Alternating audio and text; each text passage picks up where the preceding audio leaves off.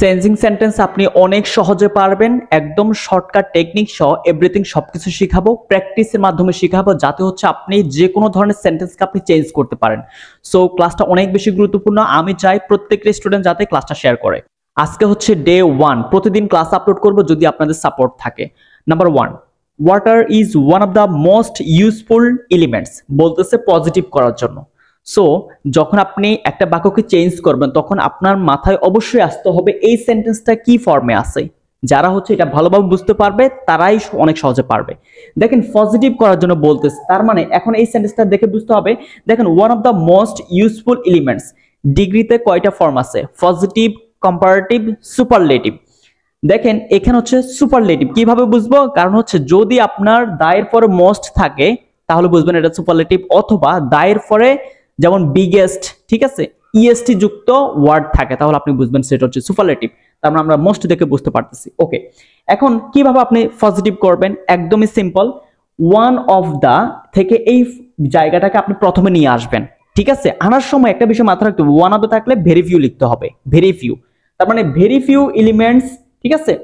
In nature এটা হচ্ছে আপনি বাড়তি, আমি বাড়তি যোগ করছি, আপনি যদি মনে না থাকে তাও কোনো সমস্যা নেই, ঠিক আছে।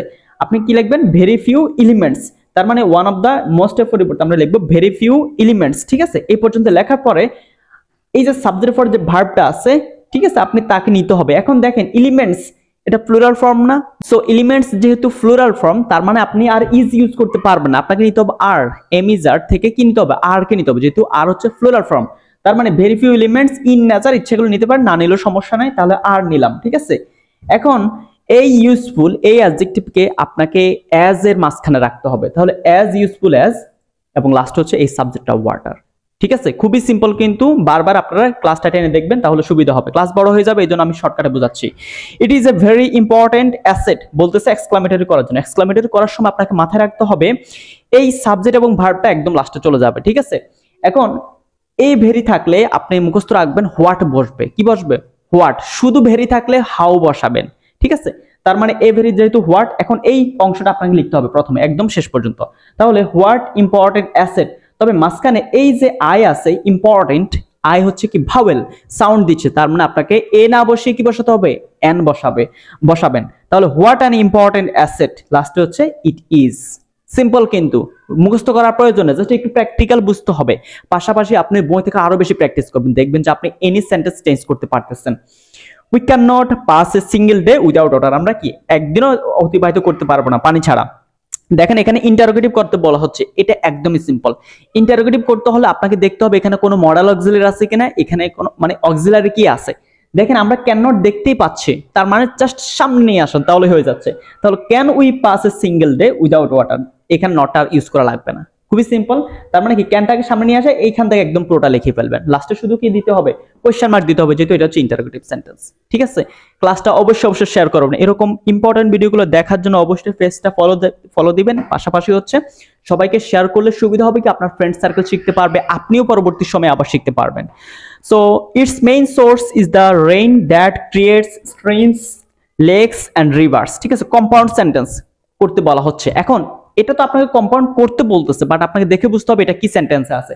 দেখেন দ্যাট আছে, আপনি বুঝতে হবে ইফ, হাউএভার, হোমএভার, হু, হুইচ, এগুলো যদি থাকে বাক্যের মাঝখানে এরকম, তাহলে আপনি বুঝতে হবে সেটা হচ্ছে কমপ্লেক্স সেন্টেন্সে। তো কমপ্লেক্স সেন্টেন্সে যেহেতু আপনাকে কম্পাউন্ড করতে বলা হচ্ছে, কম্পাউন্ড সেন্টেন্স কিভাবে করে? এন্ড, বাট, অর এগুলো যোগ করে। তো দেখেন এখানে উভয় কিন্তু সেম কথা, তার মানে আপনি এন্ড ইউজ করবেন। এন্ড ইউজ করার জন্য এই দ্যাটের পরিবর্তে জাস্ট আপনি এন্ডটা নেবেন, তাহলে it's the main source is the rain পর্যন্ত লিখে দ্যাটের পরিবর্তে এন্ড।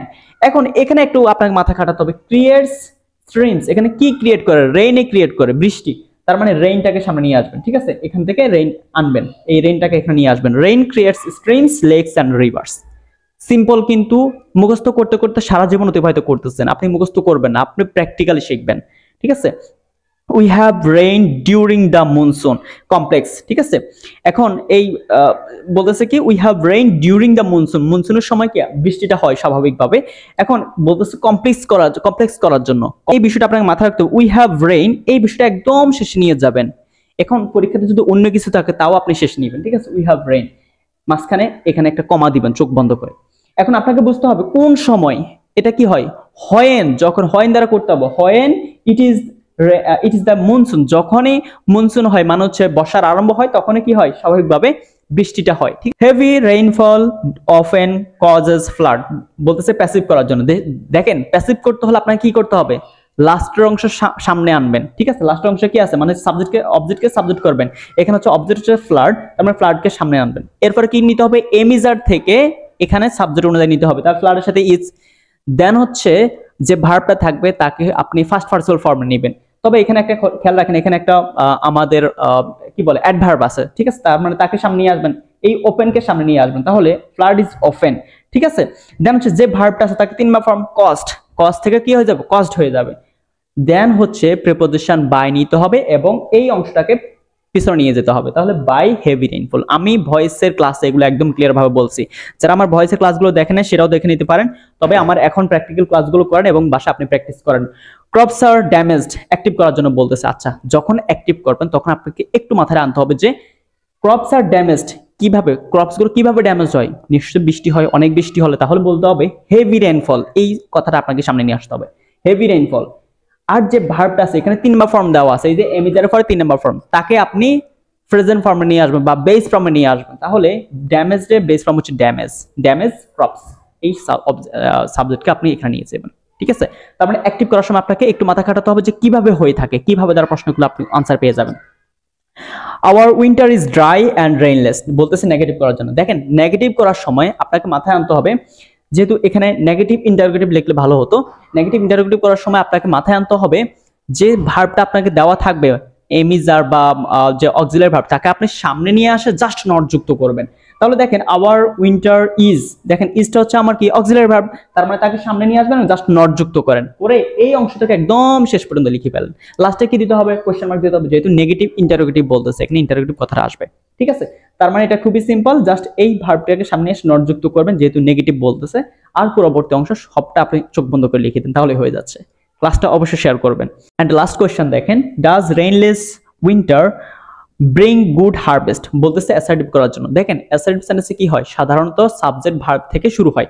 এখন এটা যেহেতু আমার কোশ্চেন করা হচ্ছে, তার মানে এখানে আমার ডু ডাজ দ্বারা শুরু হয় অথবা অক্সিলারি ভার্ব দ্বারা শুরু হয়, তো এরপরে তো সাবজেক্ট থাকে, তো এই সাবজেক্টকে আপনার সামনে নিয়ে আসেন, রেইনলেস উইন্টার, রেইনলেস উইন্টার। ঠিক আছে, দেন হচ্ছে আপনাকে এই ভার্বটা শুরু করার আগে আপনি যে প্রথমে যে ভার্বটা ফেলে রাখছেন তাকে আপনি যুক্ত করবেন, অবশ্যই নট যুক্ত করতে হবে। ঠিক আছে, নট যুক্ত করতে হবে, তার মানে rainless winter does not bring good harvest. খুবই সিম্পল, আপনি পারবেন যদি আপনি প্র্যাকটিস করেন। আমার ক্লাসটা যদি আপনি বারবার দেখেন তাহলে পারবেন। পাশাপাশি আপনি একটা কমেন্ট করে জানাবেন ক্লাসটা কেমন লাগতেছে, যদি আপনাদের আগ্রহ থাকে তাহলে আমি ডে 2 খুব শীঘ্রই আপলোড করব।